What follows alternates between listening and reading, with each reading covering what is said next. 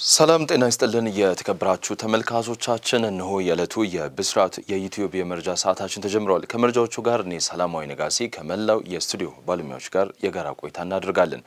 በቅድሚያም ከሀገር ውስጥ ወደ ተገኙ መረጃዎች ማልፋለሁ።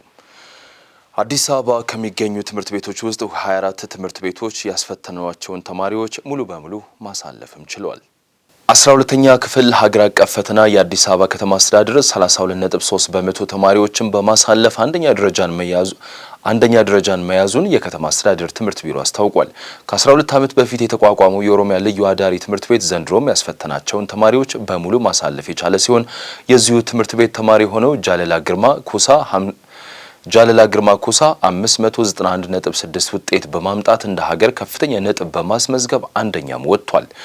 በአዲስ አበባ ከተማ የእቴጌ መነን የሴቶችና ገላን የወንድ ተማሪዎች አዳሪ ትምህርት ቤቶችን ጨምሮ 24 ትምህርት ቤቶች ያስፈተናቸውን ተማሪዎች ሙሉ በሙሉ ማሳለፍ መቻላቸውን በሀገር አቀፍ ደረጃ በማህበራዊ ሳይንስ ከሴት ተማሪዎች መካከል ከፍተኛው ውጤት 569.1 ያመጣችው በከተማ አስተዳደሩ ከሚገኘው ከቦሌ ሱፐር ሆሊ ሴቪየር ትምህርት ቤት ተማሪ መቅደላዊት ሱራፌል ማሞ መሆኗን ከንቲባ አዳነች አቤቤ በማህበራዊ ትስስር ገጻቸውም ገልጿል። በአዲስ አበባ ከተማ አስተዳደር በቀጣይ ከዚህ የላቀ ውጤት ለማስመዝገብም የተጀመረውን ስትራቴጂ በአግባቡ መተግበር፣ የትምህርት አመራሮች፣ ባለሙያዎችና ባለድርሻ አካላት ተሰናስለው መስራት፣ ወላጆች ለተማሪዎች ውጤት መሻሻልና ለትምህርት ልማት ስራው ስኬት ባለቤት ሆኖ መስራት እንዲሁም ተማሪዎች ለላቀ ውጤት መትጋት ይጠበቅባቸዋልም ተብሏል። በቦረና ዞን በህገወጥ መንገድ አንዲት ኤርትራዊትን ድንበር ለማሻገር የሞከረው ግለሰብ በጽኑ እስራትና በገንዘብ መቀጮም ተቀጣም። በቦረና ዞን ዱብልቅ ወረዳ ህገወጥ የሰዎች ዝውውርና ድንበር የማሻገር ወንጀል ድርጊት ሲፈጽም የተገኘው ግለሰብ በ8 ዓመት ጽኑ እስራትና በ10 ሺህ ብር የገንዘብ መቀጮ መቀጣቱን የቦረና ዞን ፖሊስ አስታውቋል። የቦረና ዞን ፖሊስ ዋና መምሪያ የወንጀል ምርመራ ክፍል ኃላፊ ዋና ኢንስፔክተር ዲባ ቦሩ እንደገለጹት ከሆነም ተከሳሽ ያሲን መሄ የተባለውና ነዋሪነቱ በደቡብ ኢትዮጵያ ክልል ወላይታ ዞን ሶዶ ከተማ ቄራ አካባቢ የሆነው ግለሰብ በቁጥጥር ስር የዋለው በቦረና ዞን ዱብልቅ ወረዳ ጎሮ ዳዳ ቀበሌ ጆኒጂ በተባለ ስፍራ ሰዎችን በህገወጥ መንገድ ከሀገር ለማስወጣት ሲሞክር ነው።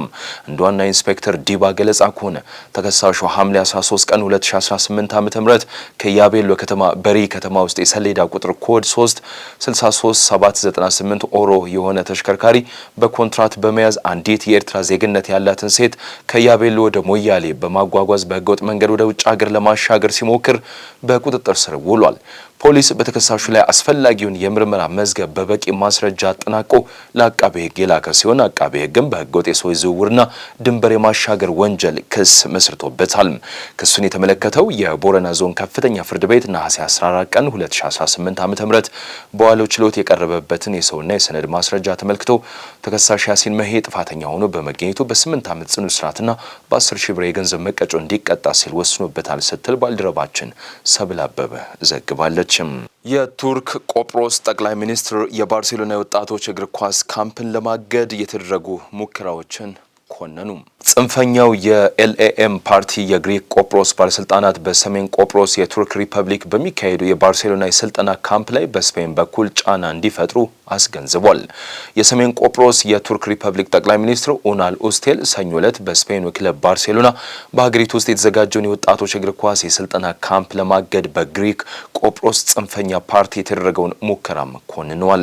ባርሴሎና በይፋዊ ድረገጹ ላይ ለወጣት ተጫዋቾች የተዘጋጀው የስልጠና ካምፕ መስከረም 11 ቀን በሰሜን ቆጵሮስ የቱርክ ሪፐብሊክ እንደሚካሄድ አስታውቆም ነበረም።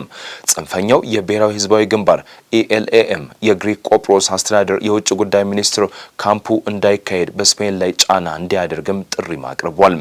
ኦስቴል ባወጡት የጽሁፍ መግለጫ የኤልኤኤም ፓርቲ በባርሴሎና ካምፕና በሰሜን ቆጵሮስ የቱርክ ሪፐብሊክ ለማካሄድ በታቀደው የዛምና ሙዚቃ ፌስቲቫል ላይ ያቀጣጠለውን ጥረት አበክረውም አውግዘዋል። ጠቅላይ ሚኒስትሩ አክለውም እነዚህ እንቅስቃሴዎች የቱርክ ቆጵሮስ ህዝብ ከዓለም ጋር ግንኙነት በማድረጉ በዓለም አቀፍ ዝግጅቶች ላይ በመሳተፉና ባህሉን በዓለም አቀፍ ደረጃ በማስተዋወቁ የተበሳጩ የግሪክ ቆጵሮስ አስተዳደር ስብስቦች እውነተኛ ፍላጎት ያጋለጠ ነው ብሏል። ኦስቴል የተደረጉት ጥረቶች የግሪክ ቆጵሮስ ፖለቲካ በቱርክ ቆጵሮስ ህዝብ ላይ ያለውን ያልተለወጠ አቋም የሚያንጸባርቁ መሆናቸውንም ገልጿል። ትላንት ለዚህ አስተሳሰብ አልተንበረከክንም፣ ዛሬም አንንበረከክም ብሏል። የቱርክ ቆጵሮስ ወጣቶች ከሁሉም የዓለም ክፍሎች ከተውጣጡ ወጣቶች ጋር ይገናኛሉ፣ ባህላቸውንና ጥበባቸውንም ያካፍላሉ ሲሉ ተደምጧል። በደቡብ ሱማትራ በተነሳው የሰደድ እሳት ኢንዶኔዥያ ከፍተኛ ችግር ውስጥም ገብታለችም። የሰደድ እሳት በኢንዶኔዥያ ደኖች ላይ በመስፋፋቱና የሀገሪቱ ክፍሎች በአደገኛ ጭስ በመሸፈናቸው ምክንያት በኢንዶኔዥያ የሚገኙ የደቡብ ሱማትራ ባለስልጣናት ወደ መንፈሳዊ መፍትሄዎች ፊታቸውን አዙረዋል። ማክሰኞ ዕለት በግዛቲቱ ዋና ከተማ ፓሌምባንግ ወደ 3000 የሚጠጉ ነዋሪዎች ሰላት አልኢስታሲቃ የተባለውን ለዝናብ የሚደረግ ልዩ የእስልምና ጸሎት አድርሷል።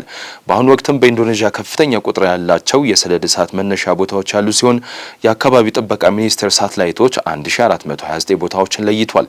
በተጨማሪም በምዕራብ ካሊማንታን 1226 እና በመካከለኛው ካሊማንታን 811 ቦታዎችም ተለይቷል።